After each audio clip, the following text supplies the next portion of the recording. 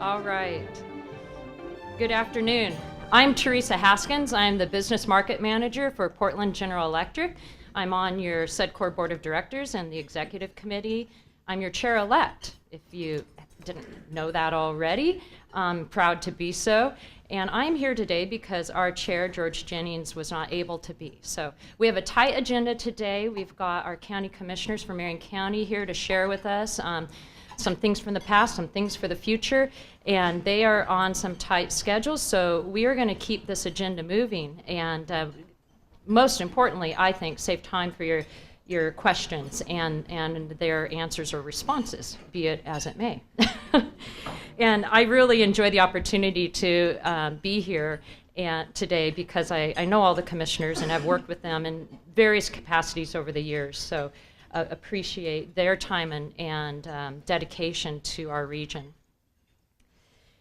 I want to bring this maybe pretty's not the perfect word, but this awesome report to your attention on your table. It's our new annual report. We have not done this before. And my thanks to the team, the staff, Elizabeth Peters, who working on all of our new marketing materials and advertising. Take a look in particular at page 5, if you would. This is absolutely fantastic. This is what each one of you, I hope, takes home with you and puts to your memory. In this last year, $64 million in investment in our region that SEDCOR was engaged in. That's huge. And this is how our economy gets moving. 858 jobs. Let's clap for the staff, for the board, for every one of you.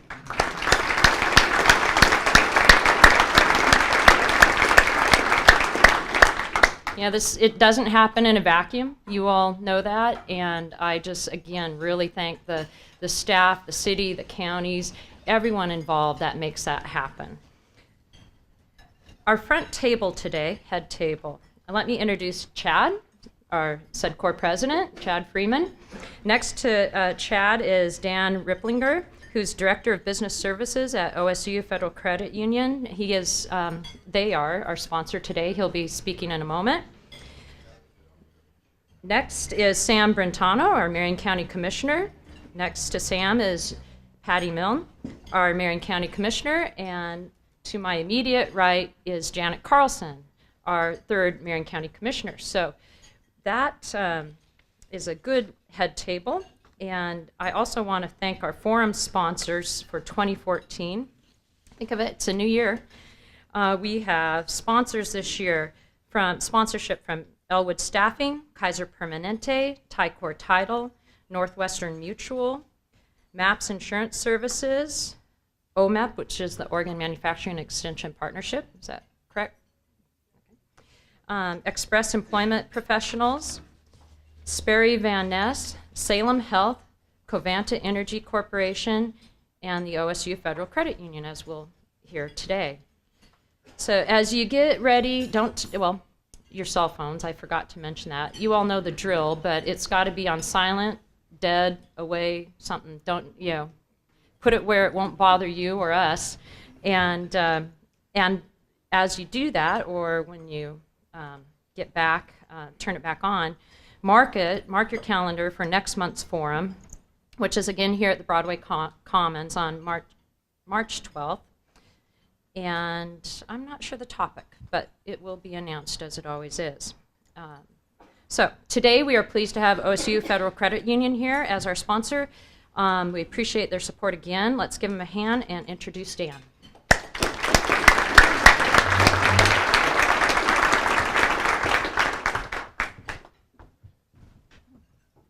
Thank you and welcome again. OSU Federal is proud to be a member of SEDCOR and to have participated in many events over the last decade. OSU Federal turns 60 this year. And in our 5-county footprint, we've grown to 77,000 members and $840 million in assets. And business memberships have exceeded 3,300, generating a loan portfolio of about $80 million and growing. So through that growth, we remain nimble with local decision making and a seasoned management staff. My team works with our branches very closely to provide financial solutions to our local businesses. Now, I'd like to introduce a few of our OSU Federal team members that are here with us today. So first we have Peggy Mail, Regional Branch Manager, Marion and Polk Counties. Bonnie Beck, Branch Manager, Dallas. Nathan Wirch, Branch Manager, West Salem. And Craig Williams, Branch Manager, Kaiser.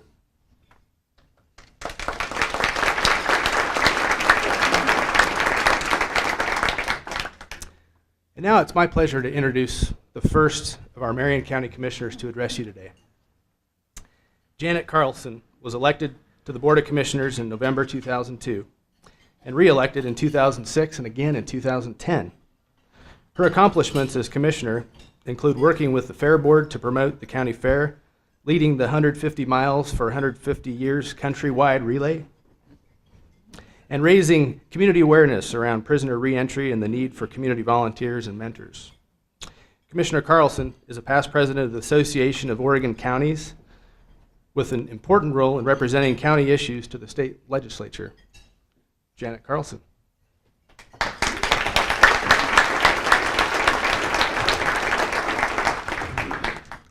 Let's see, needs to be down just a little bit for me. I think there we go. Let's see if we can do that. That probably will work. A little bit shorter. So, I'd like to thank all of you at SEDCOR for having us today for our annual State of the County address. We're very excited to be here, very appreciative. Commissioner Milne and I were talking about, and she's going to talk a lot about not just what happened last year, but what happened in prior years. And we were recalling that when I started, we did State of the County just as part of our board session, and each made a few comments, and now we have this, and this is just so wonderful. The other thing is that we will be each speaking for about 10 minutes, and in my 10 minutes, I have, depending how you count them, 6 topics to cover.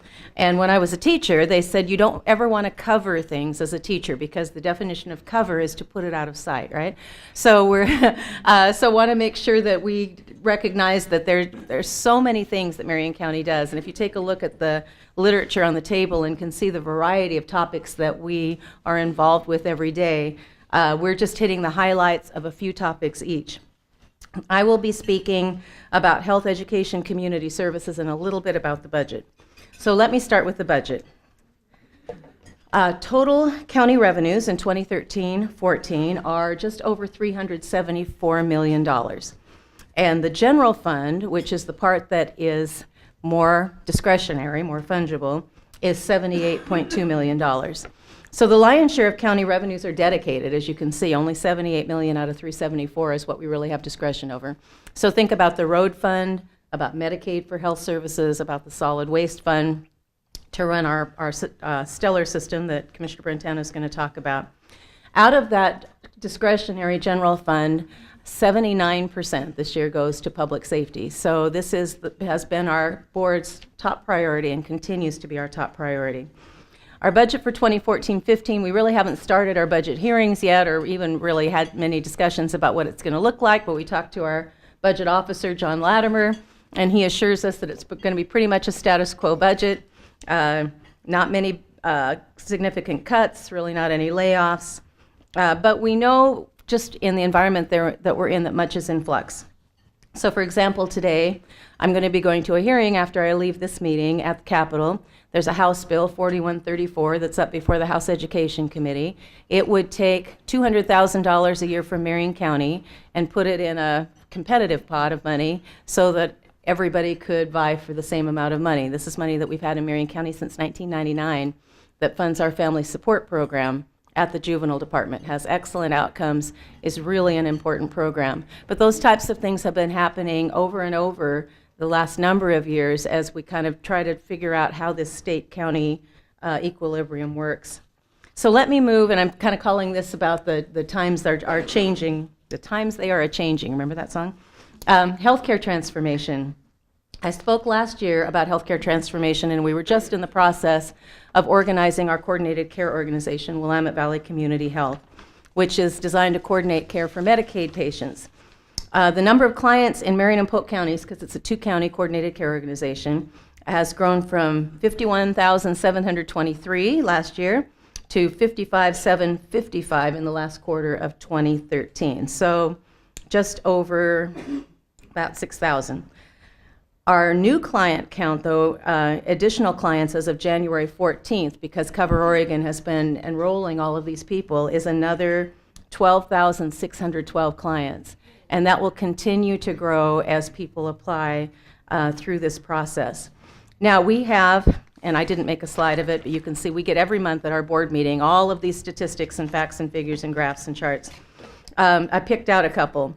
One is that in the last year, emergency room visits have dropped from 532 per thousand to 437 per thousand.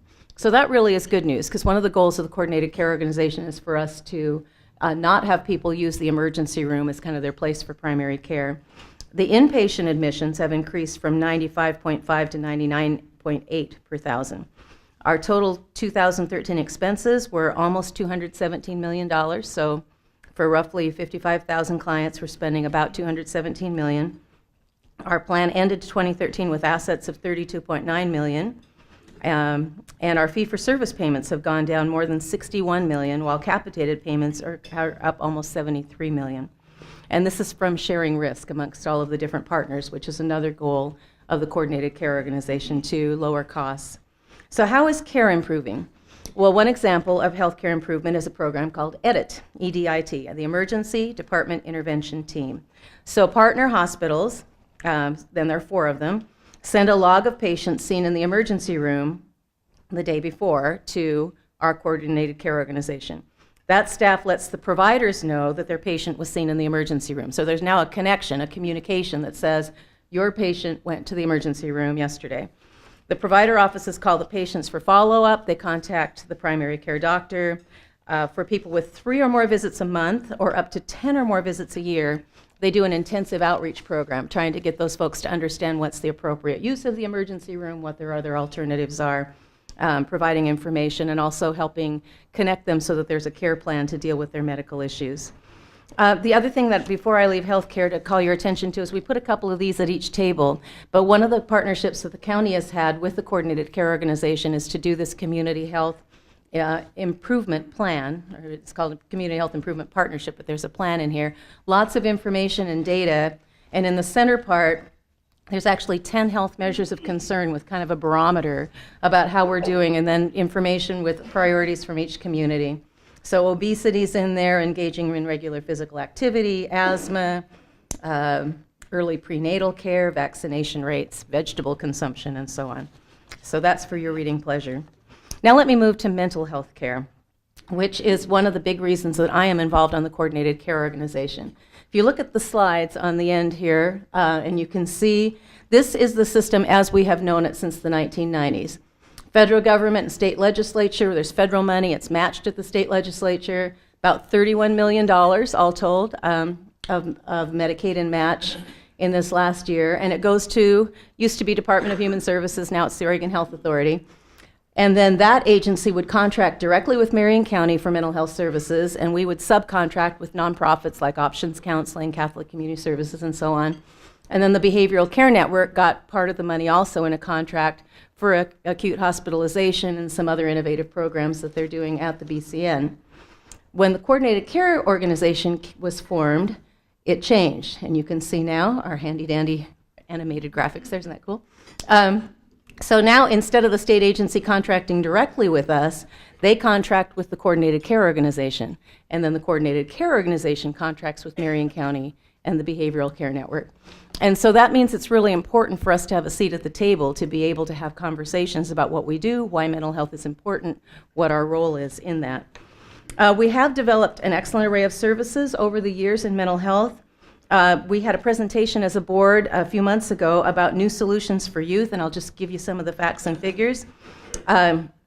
Youth out of this program get mentors, and they get kind of an intensive case plan. These are kids with major behavioral issues that often would have gone into a residential treatment center for many, many months, and now they either go for a very short time and transition into the community or just stay in the community with supports, wraparound supports through this program. Youth served in the community cost about $150 a day or less, In facilities, it costs $300 a day and up. The behaviors have improved. They live with their families. 51% of the children were on psychotropic medications at program exit. No, at the beginning of the program. And at program exit, that had dropped to 39.9%. So less medications of kids that have behavioral problems, and an incredible amount more living with their families and having improved behaviors. Another thing that I think it's important for people to know is that we have just a stellar program in Marion County of mental health services. We have licensed residential care. We have a psychiatric crisis center that offers 24/7 services.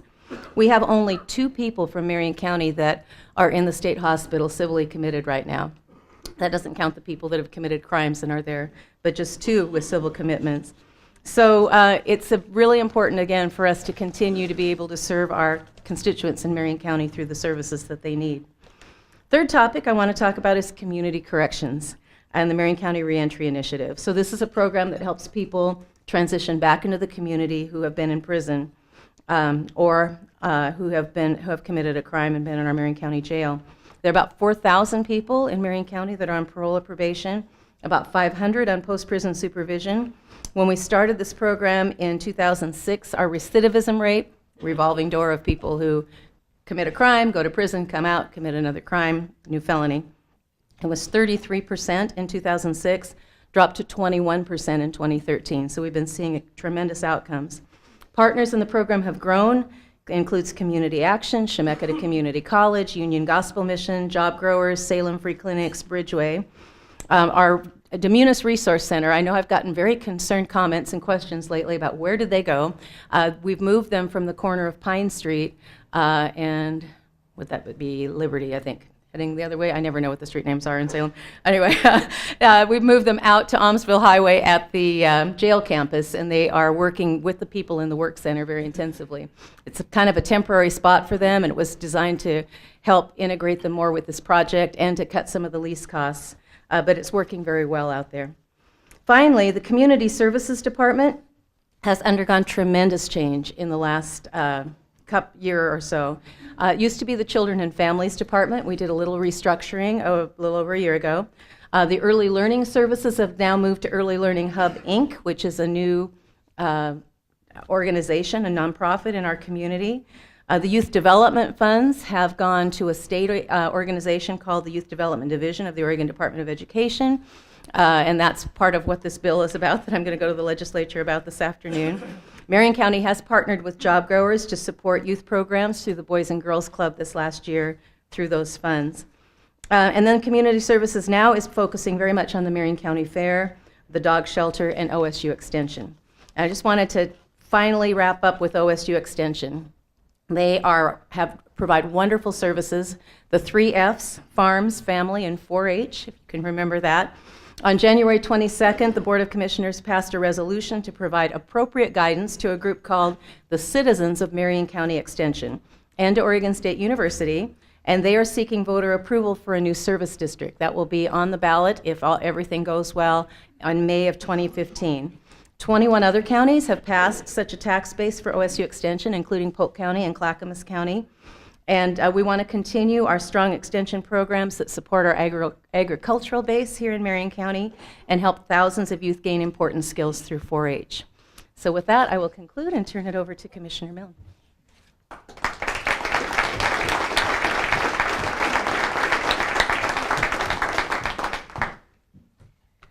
I'm glad a short person went before me. I don't have to change the microphone.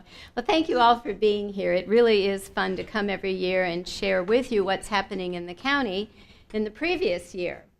But this is the last time I'm going to be at a SEDCOR Marion County State of the County presentation, so I can't help but to look back over all the years that we've done State of the County presentations and all the things that we've done. And do you all have about the rest of the day? And I'll share with you everything that's gone on. Not enough time. 10 minutes isn't enough time to talk about what happened in the last year, much less the last 15 years.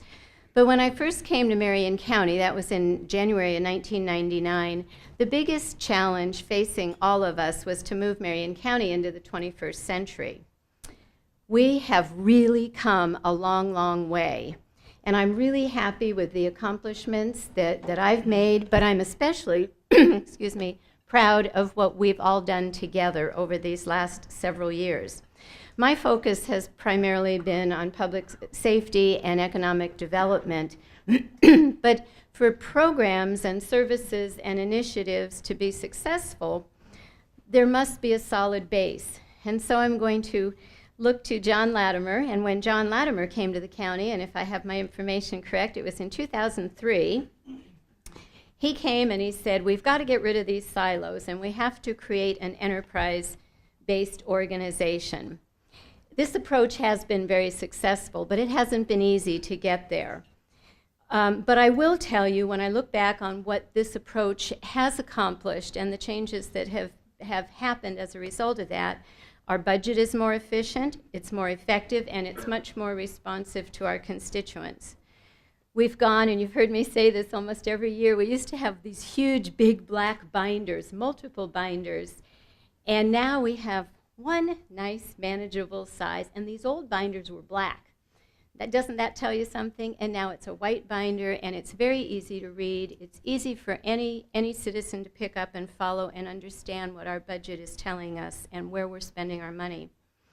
Over the years, too, we've made some changes, such as, and I worked really hard and advocated for having a rainy day fund, build reserves and contingency funds, do annual department performance audits, key indicators that help us guide our budget priorities, a county fleet program that really has helped cost save, and also health savings accounts, and that has been one of our most cost-effective healthcare programs that we offer to our employees. But also, I'm very pleased, every year I'm asking, where are we with our wellness program?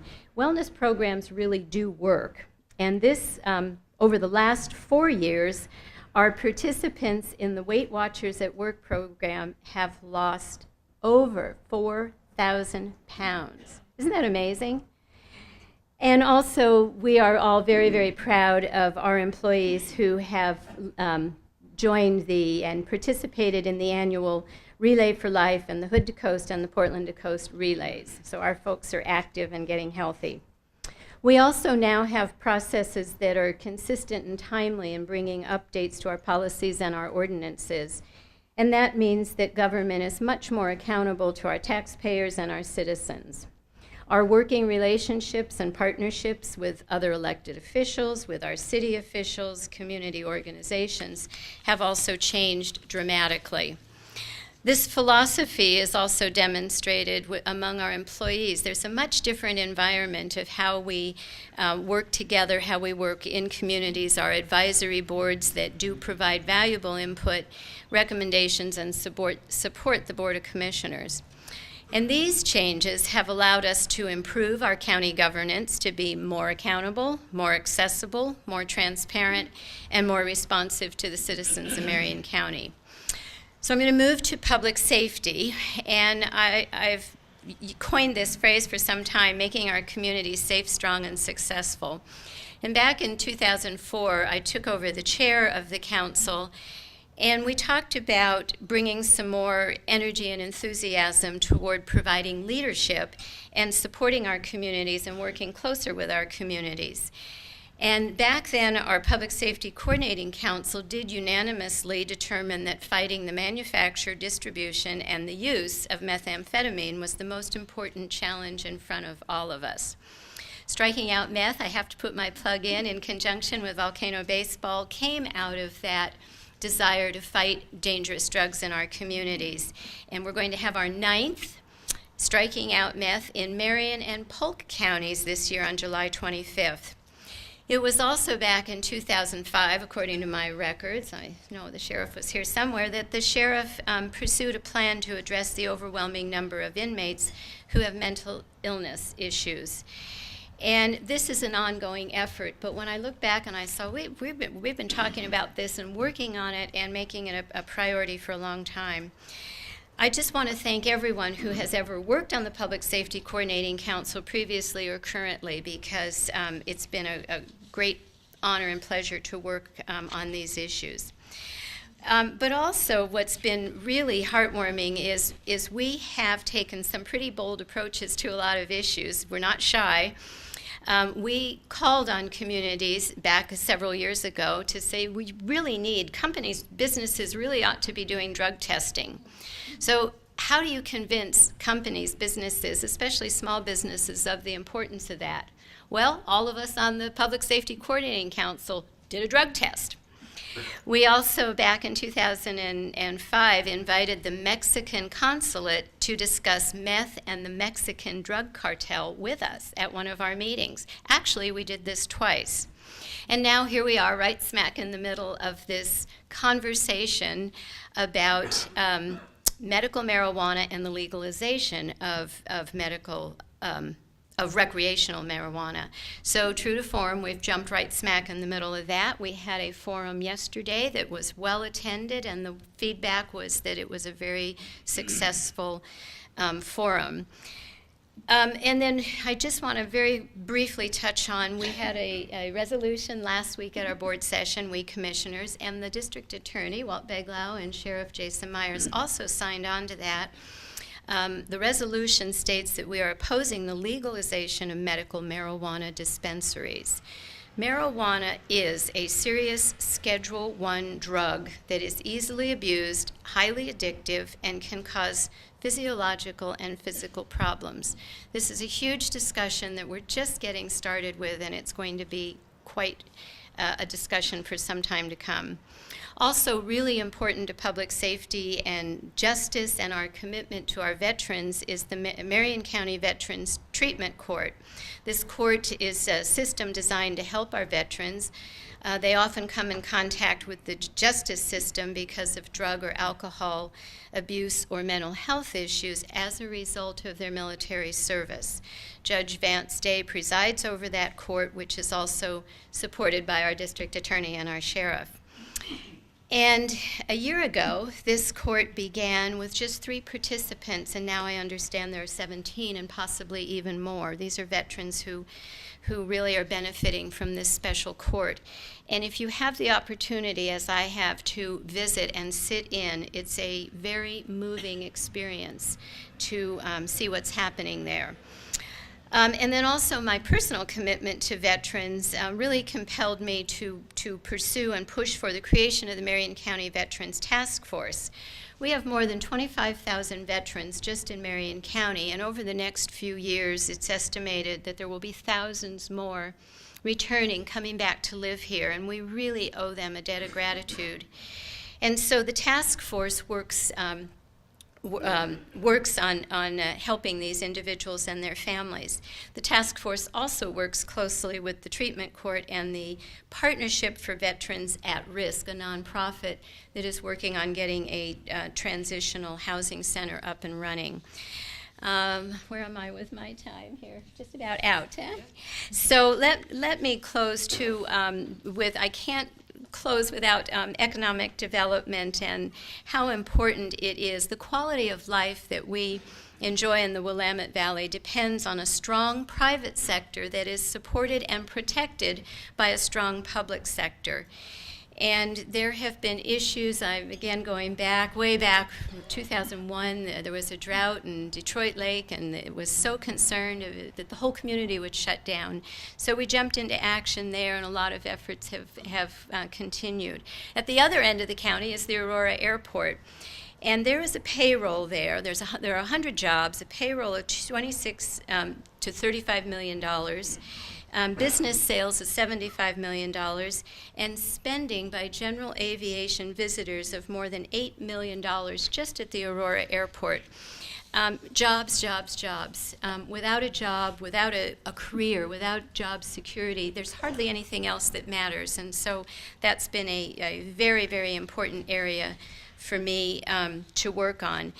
And so in closing, what I want to say, and I haven't been able to talk about everything I wanted to, but most important, I do want to say thank you to my fellow commissioners, to Janet and Sam, and to John Latimer, to Jan Fritz, to our board office staff, and Barb Young and Jolene is here, Kelly, and Tasha's running around. There are so many people in our board office who I've so enjoyed working with, and they've put up with me and some of my initiatives and helped me to do what we've done. But it's really how we've all worked together, and that's what this is always about.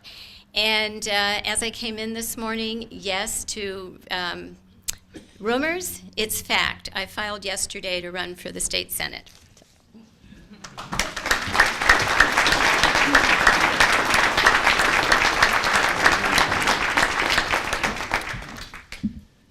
So our final speaker today is Chair Sam Brentano.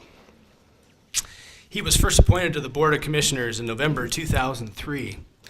As a commissioner, Sam focuses on emergency management, transportation, and children and family issues. Commissioner Brentano serves on the Board of Directors for the Association of Oregon and California Counties and is working to secure the future of rural management of Oregon's forests. Commissioner Brentano pushed for improvements to the I-5 Woodburn interchange and continues to support a third bridge in Salem and expanded access to Cordon Road. And lastly, Chair Brentano has a 3-generation family dynasty going at Oregon State University. I think that's pretty neat. Sam Brentano.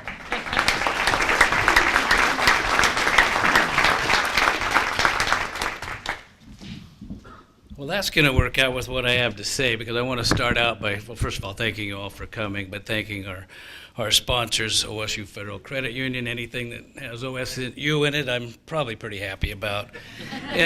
And SEDCOR.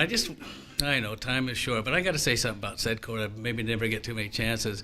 Teresa really made me think about it, looking at page 5 and the goals. And as I read through those, I really believe SEDCOR is our most effective tool to accomplish the things in economic development that are so important to our region.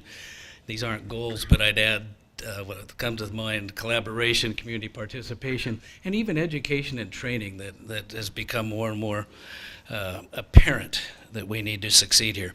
So I better get going real fast. They held to their number, and I hate that. I was trying to encourage Patty to go a little bit longer, but I'll try. I have a plan. Most of what I talk about, as Dan said, will be public works. It's one of our largest departments, obviously, and touches so many people in Marion County in different ways.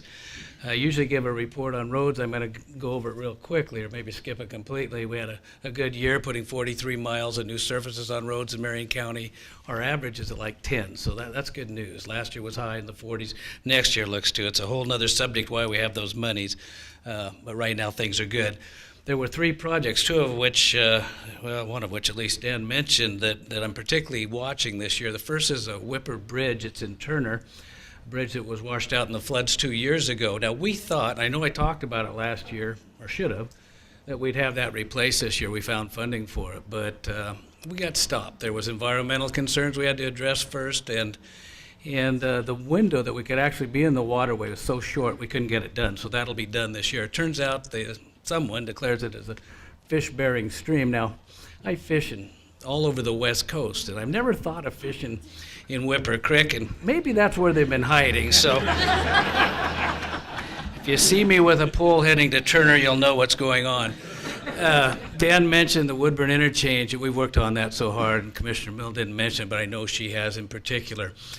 So we started that work last year, and you've been through there, I'm sure, and it's going well. We were all afraid of disruptions, and they're not happening. I see Alan Haley with Public Works sitting here, and I know they're working to coordinate things, and so far so good, and that project's on schedule and looking good. And then we, just this last 2 weeks ago, the board passed a resolution supporting what's called the Salem Alternative for the third bridge. So we joined Salem, Polk County, Kaiser, and Transit District in supporting that concept. And it's kind of a big milestone. Things move on. Next, we'll try to design that bridge and figure out ways to pay for it. And you'll love those. But that's what we have to do and to keep this project moving, which at least I, and I'm no others, determine that's very important for our region. Planning is under Public Works. I didn't get a very good report from them. All it came was that building permits for single-family housing and duplex is up 60%. Now, It might mean that last year we did 10 and it's 16 now, but all I want you to leave with is the trend is up. And I'm sorry I didn't look at that closer, but kidding aside, that's really important. A lot of stuff with emergency management. We didn't have, we didn't have earthquake, flood, or tornado this year. We began to worry about drought, and perhaps still do. I note we've already had some wildfires in Marion County. It puts us right into trouble. Several years ago, we were about to declare a drought, actually, and the very moment that we're facing that resolution, which brings help to affected people, it starts pouring and a mini flood. So we're just talking about it again. We have a week of snow and now the rain that we've had. But the reality is the snowpack up there isn't good, and hits us immediately. I mentioned fire. You can read into that. But we work very hard for Detroit. That reservoir being full really affects their economic lifeblood and recreation for citizens of Marion County, regions around. So we worry about that, but then you get into conflicts with that water. If they let it out of the dam, comes down to the cities that need it and the farms that are our number one business here in Marion County. So we'll be watching that, and if there's any declarations or whatever that we can do to help those people, we will.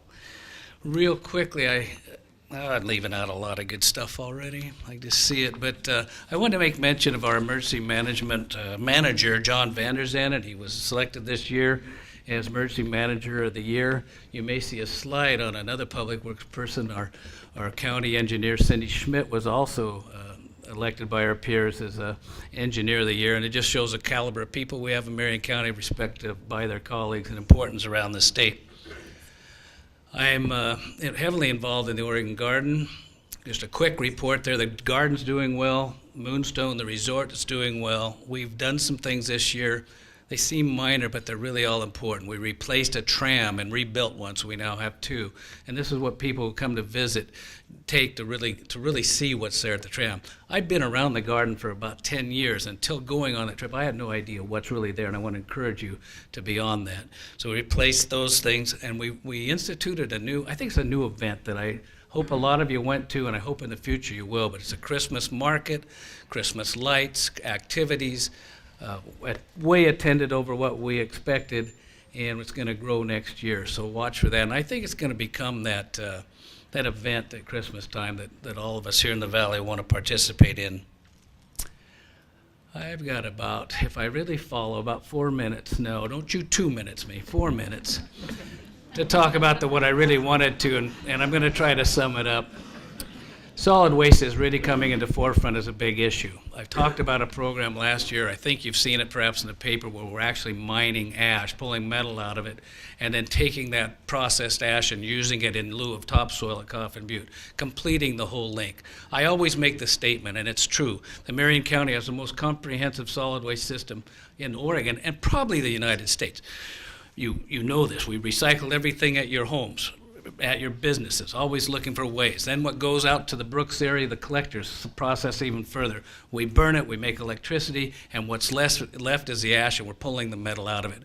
And I'm summarizing a whole bunch of things, but we've been doing this program for about a year. We've saved perhaps about 2 years of space at the Asheville. That's the mounds you see by the way stations in Woodburn. We have about 8.5 years left. So if I tell you we saved 2 years, it's pretty significant, because you go out that next step, and now you're talking land use, and you're talking not in my backyard, and you're talking huge expense and a huge impact to the whole solid waste system. So we've gone on this program. What we're really dedicating to ourselves will be coming up in a board meeting work session just yesterday, is the direction we're going to be going, is spend this next year, see if we can get this program working wholly. The issue is we're spending too much money, but I want it to work, and I think you want it to work, and if I had more time, I would explain that further. So we're going to spend this year, see if we can make it more efficient, and then make that decision to continue it. If not, then we get into immediate trouble with the ash fill and moving. Now, the whole rest of my speech, and Tammy, I'm not looking at you because I'm not believing that there's no time left, was going to do with Courthouse Square. Certainly the biggest thing that we worked on in these last several years. I'll just kind of sum it up. 2.5 years or so, we had a task force that really worked for us, came up with a solution. I'm happy to say at this time, so many things. The remediation itself is on time, on budget. We're moving back April 9th. We'll have an open house and tours April 2nd. Try to mark that down and be there. And the good news is, by not giving this to you now, I can save it when I speak at the dedication on that day. But the task force, I see Jeffrey James here, certainly a part of that. They gave us the direction that let us salvage that building, let us salvage that dream, not just of ourselves, but of a group of people 20 years ago who thought county government should be centrally located and available in one space next to the courthouse downtown. And we saved that facility, and I couldn't be happier. So I'm going to quit there. And I wish there was so much more, other than I can sum up a lot of things by saying, you know, I'm just so proud to be involved with Marion County, and I hope you are too. Thank you.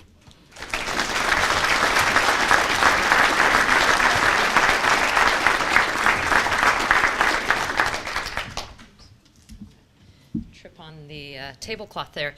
There's time for questions. Yes, Tammy's pointing at the microphone. So Tammy has a microphone, and is there another, just the one mic?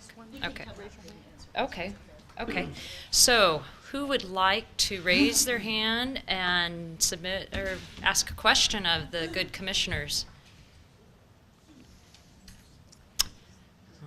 Okay, give you a moment to think, and okay, there you go. I think Aaron Crane is going to question someone now. Thanks, Aaron. Not a question, but I did want to publicly thank Marion County. The Marion County Search and Rescue Team is highly skilled, a terrific asset to this community. This weekend with the snows, the hospital, we had an incident command center because people couldn't get to work. And that creates fatigue with the people who are there and puts people at risk. And with them, we were able to transport well over 150 people to and from work to make sure our patients got the great care they needed. And I really thank that team. Very professional, very skilled, and very welcome in our institution. Thank you very much.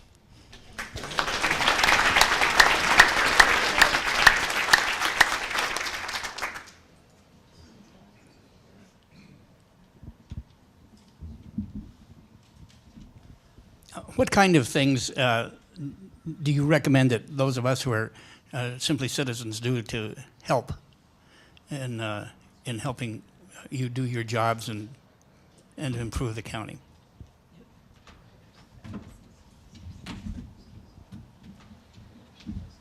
One of my very favorite questions is just get involved. Just get involved. We are available. Call us. We try to put a lot of information on the county website so that information, what we're doing, meetings we're having, minutes are available, and we're available to answer questions. And again, we have great staff, and I know earlier I was thanking folks over here, and Sarah's over there too. But the most important thing, there's so much going on in the world right now, and a lot of it happens very, very quickly. It is all, as citizens, we each are responsible to follow the issues and know what's happening, but more so get involved, ask questions, and hold your elected officials accountable. Let me just add a little bit. If you want to step it up beyond just being informed, we have a host of advisory committees in Marion County, everything from the Fair Board to the Health Advisory Board. The sheriff has some public safety advisory committees. Public Works has the Parks Board, Commission. We have 2 pages, single lined, of all of them that we have. They're on the website. We have a volunteer coordinator that recruits. You can put in an application online. It's really easy. And then you can get involved on a really hands-on basis on different aspects of Marion County. You know, they always take all the good stuff, so I really don't have anything to add. But that volunteer, we've had statistics on the amount of value it means to Marion County. But it's people usually volunteering what they have personal experience with, so their time and treasure has been so important to us, and that's where I'd have you look first.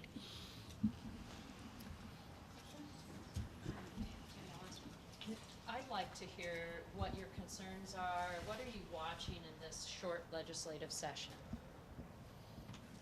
Well, just because I'm standing here this time. What are the highlights? You know, I'm not going to give you the answer, and Janet was kind of getting, I believe it was her, in her, we're just seeing such a trend of a centralization of state government, and we mentioned it, we see it in community corrections, children, families, even training, workforce. What's happening is just that. They pull it all in and then give it out to the rest of the counties throughout the state in terms of grants. Well, that kind of implies a couple things. One, that you want to spend all your time putting in for grants. And two, you can't count on anything. That's what I heard. There's no base, no program safe. And at Marion County, we heard it in Health Department just this last week with the grant we got. Well, we've got people that can write grants. We're bigger, and we're being successful getting, so good for us. But I can tell you, it can't be great policy. Whatever we're getting is coming from somewhere else that probably really needs it. So I don't think it's great state policy, and I hope somebody will rethink it, and we see this theme in every one of our departments. Well, ditto, exactly. And this is something I've been concerned about for quite some time and talked about it last year in my State of the County. John Latimer has talked about it in his budget presentation. And we all know that the government that governs the best is the closest to the people. And this move to centralization really divides the people from the decision makers and the people who are here to work on your behalf and represent you. And it complicates, as Sam was referring to, it complicates our job at the county level. It makes it much, much more difficult. We have mandates to comply with, and typically not enough money comes with it to carry out those mandates. But yet we're where the rubber meets the road. We're delivering the services and the programs, and it makes it very, very difficult to do our best job on your behalf. I know you've got. Well, I don't know if there's that much more to add. Just this House Bill 4134 that's this afternoon is a really good example of this. So here's a bill that we found out about in early December that said we're going to take the money that you've been getting since 1999 and put it in a competitive pool, and people can write grants for it, and we'll expand it so it's not just counties that get it, but communities that get it. So we talked with the governor's office and talked with legislators, and a lot of misinformation about where the money goes now, whether it's being used effectively, who it's even targeted to go to. And then, so the compromise amendments that just came out yesterday say, well, we'll put together a task force, a work group of all kinds of important people, and they'll study the money and try to figure out whether it's being used well. However, we're going to pull that funding formula out of the bill right now so that everybody works really hard on the task force, and then if they decide that a funding formula is really what we need, that the money's used well after all, then maybe we'll put it back in. So, I mean, this is the way legislation works oftentimes, and I think that it's really difficult sometimes for people at the state legislature to really understand how things work at the community level and how you really need to have that stable source of funding to create programs that people can rely on and they can count on.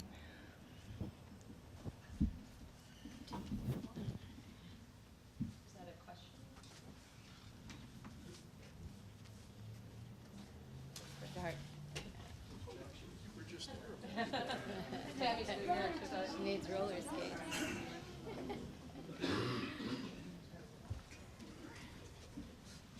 Thank you. Two questions for Sam, please.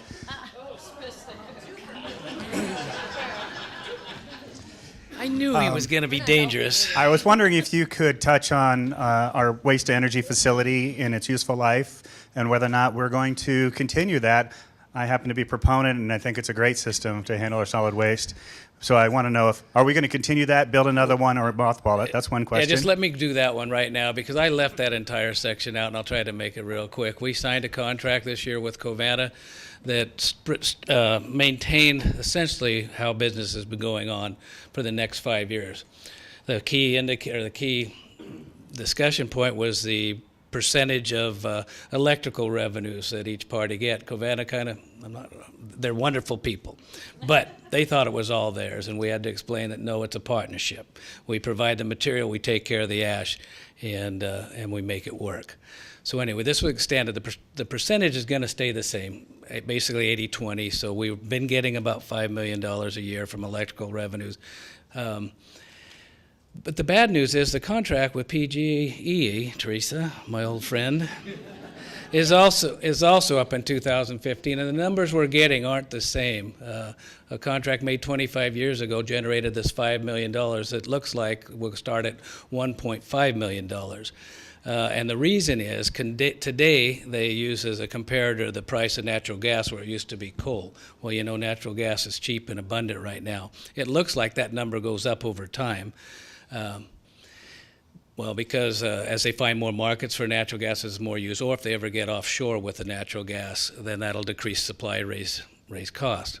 So that'd be horrible for consumers, great for Marion County. Kind of puts me at mixed purposes.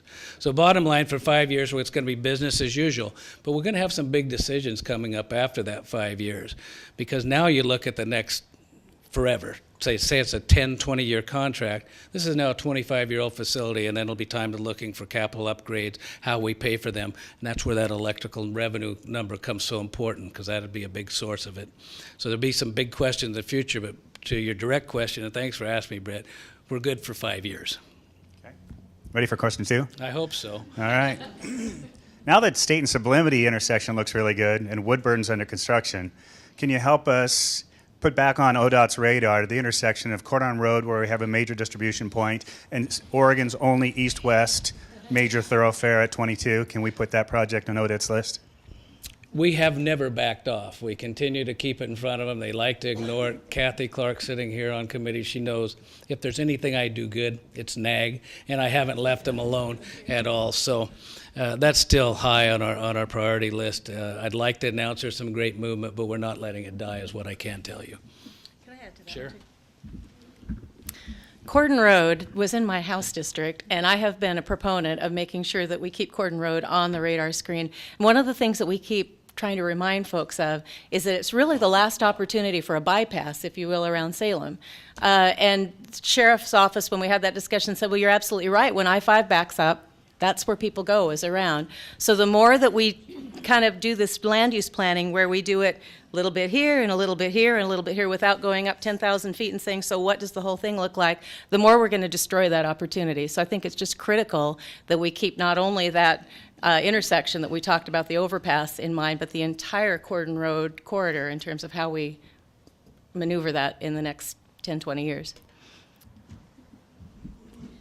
I just want to add to that. You might be thinking of, or Brent may be particularly thinking of, the intersection there at 22 and then Cordon Road. But this is a huge problem also, the congestion on the upper end of Cordon Road, particularly up there at Hazel Green and that area. It's not just at that southerly end. So this whole extension is really important.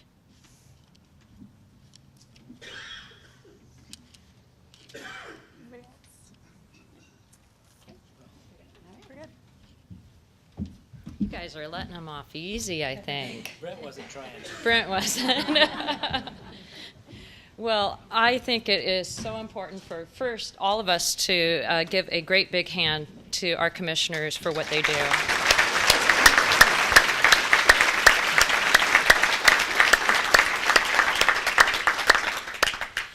They really, I think what I took away from their conversation with us today, a ton of facts, and I'm very impressed by how much each one of you know the detail of the programs and the work being done within the county. And you've been at it a few years, so I'll give you credit for that. But that's phenomenal. And so what that told me was these commissioners really make things happen. They're in the middle of it. And I think we each, as you asked the question, what can we do to be involved? We can be people like them, model their behavior to engage and know what it is that where your passion is. So a couple things in closing. I want to thank all of you for being here and participating as always, and look forward to seeing you March 12th. I want to encourage all of you to attend other state addresses. State of the cities are going on. We have the state of the city for Salem next week on the 19th. Yesterday was the state of the city for Kaiser, and I was at that. A nice job by Lori Christopher. I don't know that she's here today, but members of this organization as well. And Chad said that SEDCOR is going to put the list of all the state of the city addresses that will happen in the next few weeks or month on the SEDCOR website, so you can take a look there, find your community, and participate, at least by listening, which is the first step. So again, thank you very much. Thank you all of you for attending, and our thanks once again always to the commissioners, to OSU Credit Union, Federal Credit Union, and we are adjourned. Thanks.